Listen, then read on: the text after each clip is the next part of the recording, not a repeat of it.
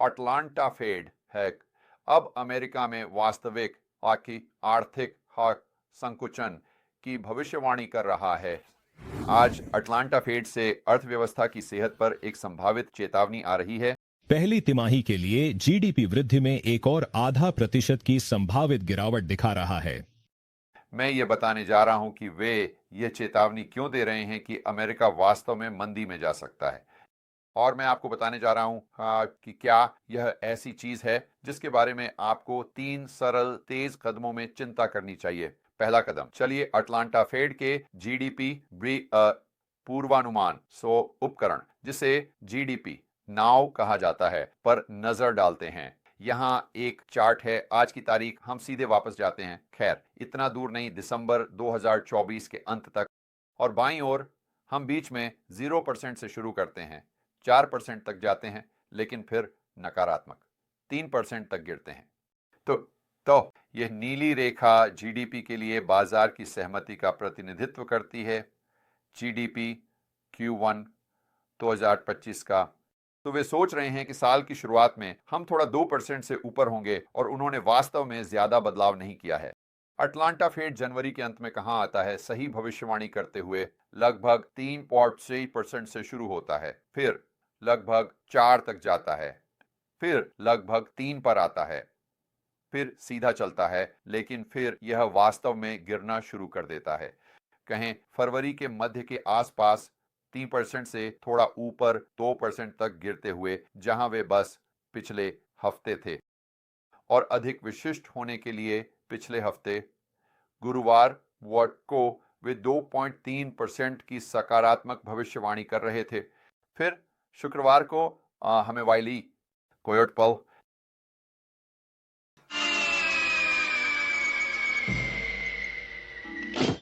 Atlanta Fed के GDP now अकमी पूर्वानुमान उपकरण में, जहां हम 2.3% से जाते हैं, नकारात्मक 1% तक। लेकिन रुको, और भी है। अगले ही कारोबारी दिन जब उन्होंने इसे नकारात्मक 8.5% पर गिराया, तो उन्होंने इसे फिर से गिरा दिया नकारात्मक 2.8% पर। और जब आप ये वीडियो देख रहे होंगे, कौन जानता है, ये हमारे वर्तमान रुख के अनुसार नकारात्मक 10% पर भी हो सकता है। तो अगला सवाल जो हमें पूछना है वह ये है कि यो अतीत में यह कितना सटीक ही रहा है। संपादक, कृपया एक चार्ट दिखाएं। और हम देख सकते हैं कि यह नीली रेखा हमें दिखाती है कि अटलांटा फेड के पूर्वानुमान उपकरण ने क्या भविष्यवाणी की थी। और फिर नारंगी बार असली अमेरिका है, सकल घरेलू उत्पाद। आप देख सकते हैं कि बस कुछ साल पहले नीली रेखा तेजी से नीचे गई और फिर वास्तव में नकारात्मक हो गई, और यकीनन हमें अमेरिका में एक संकुचन का सामना करना पड़ा, अर्थव्यवस्था। लेकिन मैं ये बताना चाहूंगा कि हमारा शुरुआती बिंदु सबसे पहले तब बहुत अधिक था, और आज वे भविष्यवाणी कर रहे हैं कि 2025 की पहली तिमाही में हमें जो जीडीपी संख्या देखने को मिलेगी वह बहुत अधिक नकारात्मक होने वाली है, तुलना में जो वे तब भविष्यवाणी कर रहे थे। न्यूयॉर्क फेड और डलास फेड के अपने पूर्वानुमान उपकरण हैं। अब डेटा अटलांटा फेड के जितना हालिया नहीं है, लेकिन हमें उनके कहने पर बहुत ध्यान देना होगा। और वर्तमान में न्यूयॉर्क 2.9% पर है, डलास 2.4% पर। तो अटलांटा फेड निश्चित रूप से इस समय एक अपवाद है। लेकिन अगला सवाल यह है, क्यों अटलांटा ने इतनी कम समय में 2.3 से नकारात्मक 2.8 तक जाने का फैसला क्यों किया। चरण संख्या 2। अब आइए समझते हैं कि अटलांटा फेड अमेरिका की अर्थव्यवस्था के बारे में, विशेष रूप से जीडीपी के संकुचन के बारे में इतनी गंभीर चेतावनी क्यों दे रहा है। तो हमें यह समझने से शुरू करना होगा कि यह जीडीपी संख्या कैसे गणना की जाती है, क्योंकि यह बिल्कुल सही नहीं है, लेकिन यह एक अच्छा प्रॉक्सी है, या कम से कम यह एक ऐसा मैट्रिक है जिसका हमें अमेरिका की अर्थव्यवस्था की अंतर्निहित सेहत का निर्धारण करने के लिए उपयोग करना चाहिए। तो संपादक, चलो इन्वेस्टोपीडिया से एक क्लिप पर चलते हैं। C+G+, I+NX बराबर GDP, जहां C देश की निजी खपत या उपभोक्ता खर्च है, G सरकार के खर्च का योग है, I व्यवसायों के पूंजी खर्च का योग है और नेक्स देश के कुल शुद्ध निर्यात हैं, निर्यात माइनस आयात। तो वहां का आखिरी हिस्सा आपको यह समझने में मदद करेगा कि क्यों अटलांटा फेड 2.3% से गिरकर नकारात्मक 1.5% पर आ गया। इसका बहुत सारा संबंध व्यापार घाटे से था।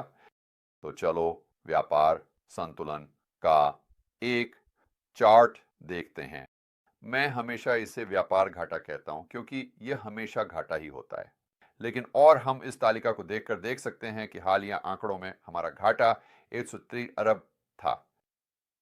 यह अब तक का सबसे बड़ा है और प्रवृत्ति है स्पष्ट रूप से गलत दिशा में। जनवरी 2024 को देखिए, हम नकारात्मक 90 अरब पर थे। दूसरे शब्दों में 90 अरब का घाटा। नवंबर 2024 में हम 104 पर थे। दिसंबर 2024 में 122 और फिर यह हालिया गिरावट जो 122 से 133 तक सिर्फ एक महीने में हुई। इस पर सोचिए, सामानों में व्यापार घाटा 30 अरब डॉलर बढ़ गया बस एक महीने में अरब डॉलर। तो अगर जीडीपी का माप जो हमें बताने की कोशिश करता है कि अमेरिका में कितने सामान और सेवाएं उत्पादित होती हैं, बस निजी क्षेत्र के खर्च, सरकारी खर्च और चलिए निवेश कह लें, और व्यापार घाटा या अधिशेष है। जब व्यापार घाटा वे इस हद तक गिरता है तो यह अटलांटा फेड के पूर्वानुमान उपकरण पर नकारात्मक प्रभाव डालेगा।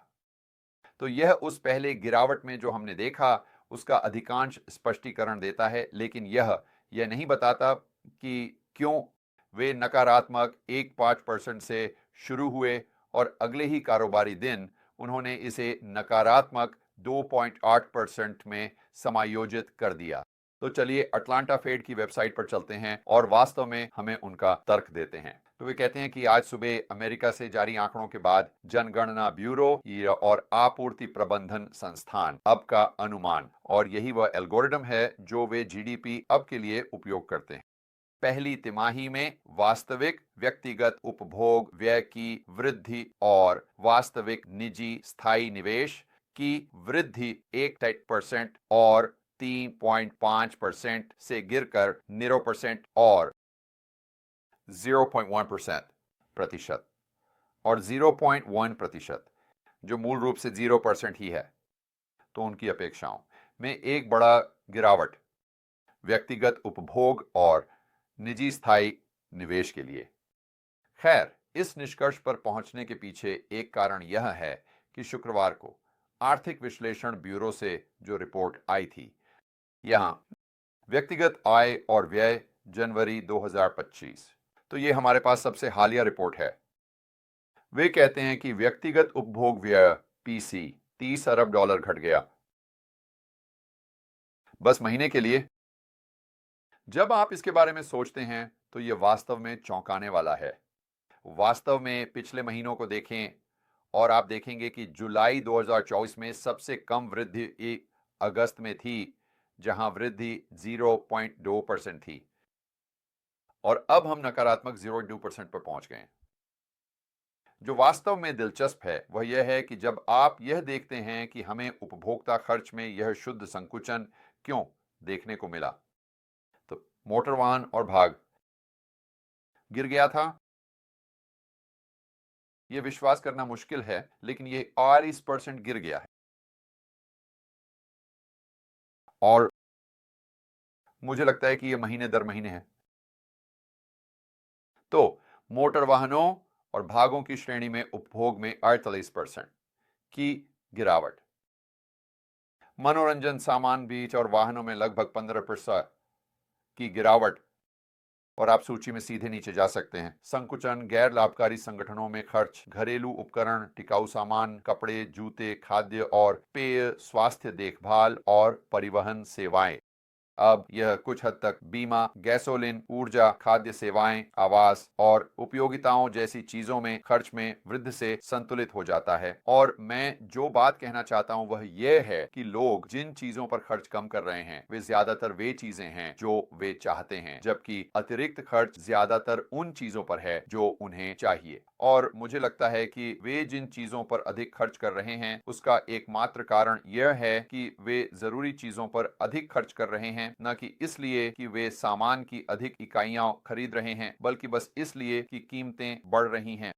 तो अब उन्हें अपने वेतन के उस अतिरिक्त प्रतिशत को जो वे भोजन और किराए पर खर्च कर रहे हैं किसी और चीज से लेना होगा जिस पर वे पैसे खर्च करते।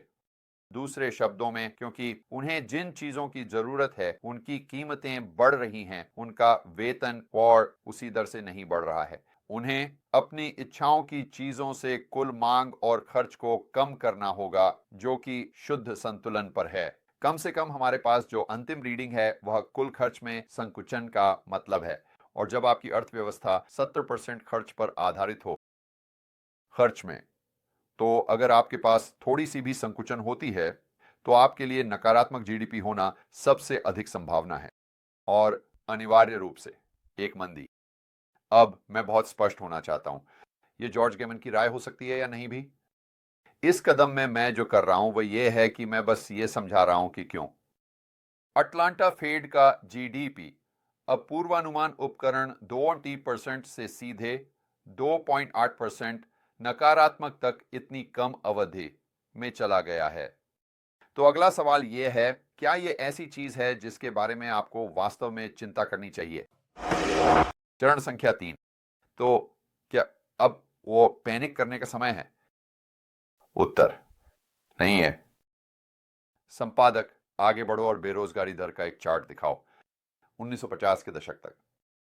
और हम देख सकते हैं कि लगभग हर वो बार जब हम मंदी में जाते हैं तो बेरोजगारी दर में एक बड़ा उछाल देखने को मिलता है।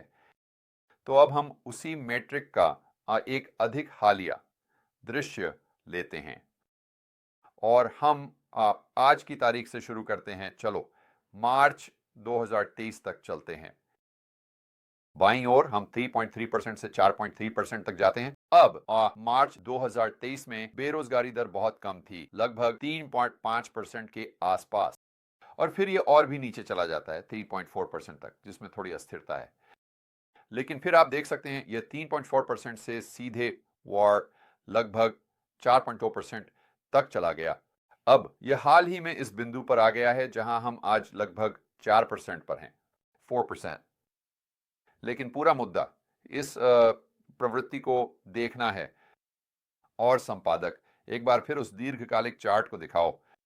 और अब मैं चाहता हूं कि दर्शक उस पर ध्यान दें जो मंदी से ठीक पहले होता है, न कि मंदी के दौरान बेरोजगारी में होने वाले बड़े और उछाल पर।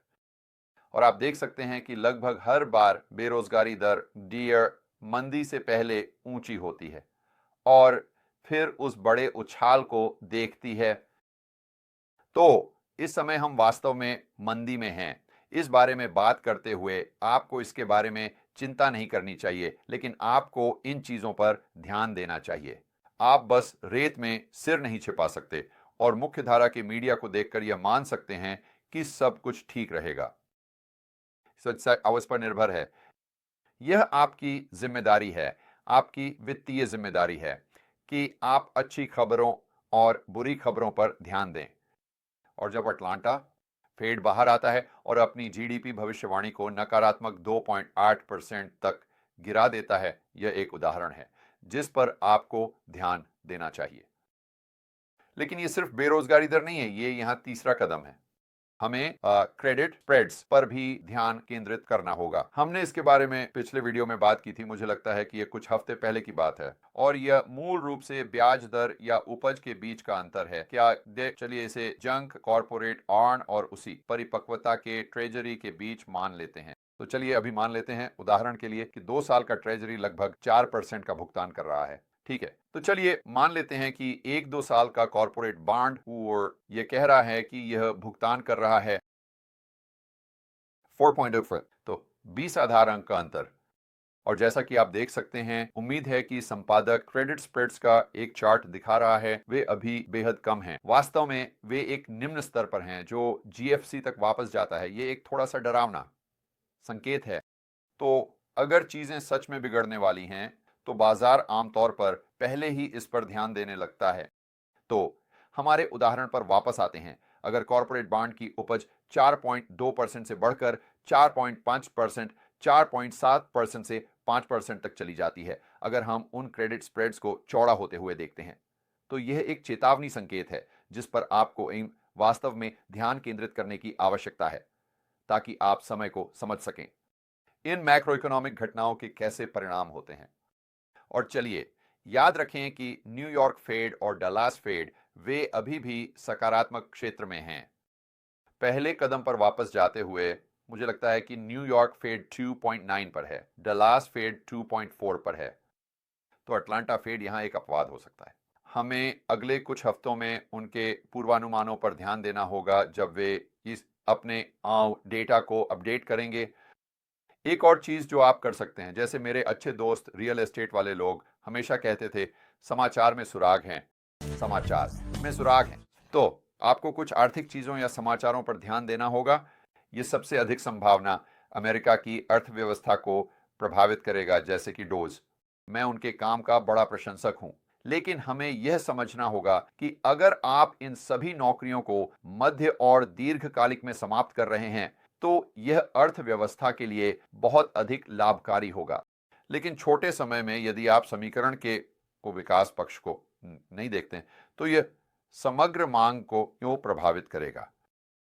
और अगर यह सच है कि अटलांटा फेड कह रहा है कि हमें जीडीपी वृद्धि नहीं मिलेगी, बल्कि जीडीपी में संकुचन होगा, जब आप इसे डोज में हो रहे घटनाक्रम के साथ मिलाते हैं, तो यह छोटे समय में एक बहुत ही डरावना संकेत है। साथ ही टैरिफ, मुझे पता है कि यह एक संवेदनशील मुद्दा है, लेकिन चाहे आप उन्हें पसंद करें या नफरत करें, या चाहे वे केवल एक बातचीत की रणनीति के रूप में उपयोग किए जाने वाले हों या वास्तव में लागू किए जाने वाले हों, और फिर किस हद तक उन्हें लागू किया जाएगा, ये सभी अनिश्चितताएं हैं जिन पर हमें ध्यान देना होगा, क्योंकि यह संभावना है कि वे आर्थिक संकुचन का कारण बन सकते हैं या कम से कम इसे बढ़ा सकते हैं।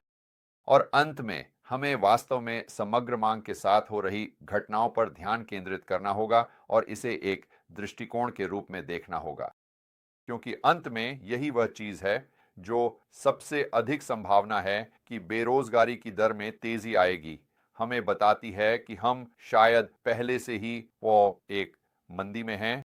अमेरिकी अर्थव्यवस्था 70% उपभोग पर आधारित है। तो एक उदाहरण के रूप में चलिए मान लेते हैं कि S&P 500 या नास्डैक गिरते रहते हैं क्योंकि एनवीडिया मार्क की स्थिति खराब हो रही है। खैर, बहुत से लोगों के लिए उनकी कुल संपत्ति का अधिकांश हिस्सा शेयर बाजार में है, और ये एक बड़ा मनोवैज्ञानिक पहलू है, क्योंकि अगर वे देखते हैं कि उनके पोर्टफोलियो का मूल्य मान लीजिए 20% या 30%, 40% गिर रहा है, तो वे बहुत कम पैसे खर्च करेंगे। और एक आदमी का खर्चा दूसरे आदमी की आय है। आवास कीमतों के साथ भी यही स्थिति है। मैं यह नहीं कह रहा कि वे गिरने वाले हैं, लेकिन अगर वे गिरते हैं तो यह एक फीडबैक लूप होगा जो प्रभावित करेगा